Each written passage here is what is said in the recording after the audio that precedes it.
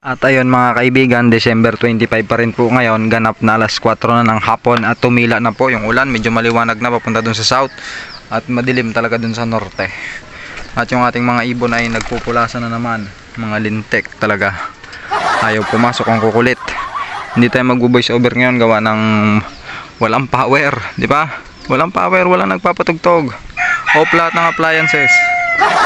At siya nga pala mga kaibigan ang pinagmamalaki ng lahat, oh, Romano.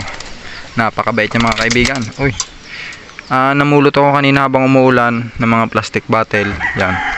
Nilagay ko dito. 'Di ba? Wala lang, design lang. Sayang eh, nakakalat lang sa kalsada. Tapos ito, may nanakaw na naman tayong plywood pangharang dito sa mga breeder natin kay Algerta kasi nga sobrang lamig.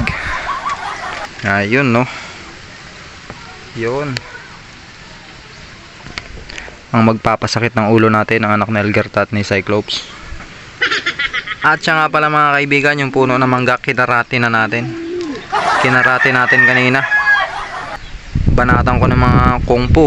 Hindi laglag man din ng mga dahon. Ayan o, medyo hawa na. Pagkakataon kasi walang power. May kable ng kuryente. Hindi ako makakuryente kasi nga walang power. Siya nga pala mga kaibigan, may ipapakita ko sa inyo. Sana yan. Wala talaga. Ay hindi, wala yung ibang ibon natin, hindi natin alam. Si Rag pa, wala din. Hanip na nitoy na yun, nandadamay na.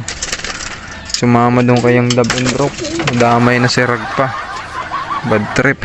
Ayan o mga kaibigan o. Ginawa natin yung lalagyan ng prutas. Ginawa nating breeder cage sa loob.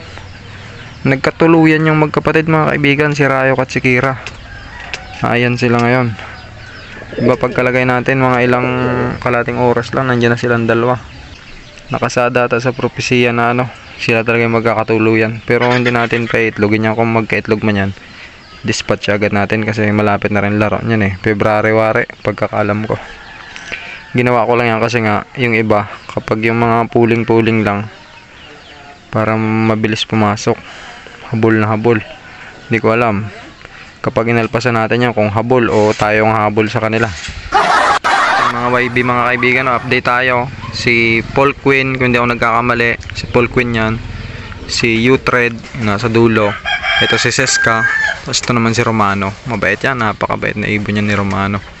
Sinusubuan kasi yan nung bata pa eh, ni Idol Simon. Kaya sobrang bait niya. Habol na habol talaga to. Sana magtamasa kayo ngayon 2024. Sayang yung pagkakataon natin. Kung hindi sana sumama yung panahon nung nakaraang Monte Maria. Hindi rin natin alam kung papalo kayo nun, kung sakaling gumanda man yung panahon. Talagang lulupit pa rin talaga ng mga kalaban natin. Talagang hindi pa tayo naaayon sa panahon kasi nga wala pa tayong masyadong alam sa pag-iibon. Pero kung nangyari karera ng kambing, baka nanalo tayo. Sayang po mga kaibigan ito, si Carles. Kung may sing-sing sana yan, ang sarap laro niyan. Napakalupit yan si Carles na yan. Napakagaling. Dito lang, sa rondahan lang, pero hindi ko alam kung magaling kapag binitaw. At huwag kayong mag-alala mga kaibigan. Alas 5 na, mag-alas 5 na.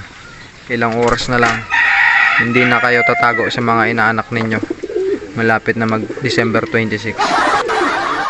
Ang gawin ninyo, diyan lang kayo sa loob ng loop ninyo. Tumago lang kayo. Lumabas kayo mamayang hating gabi, 'di ba? Ligtas kayo, 'di ba?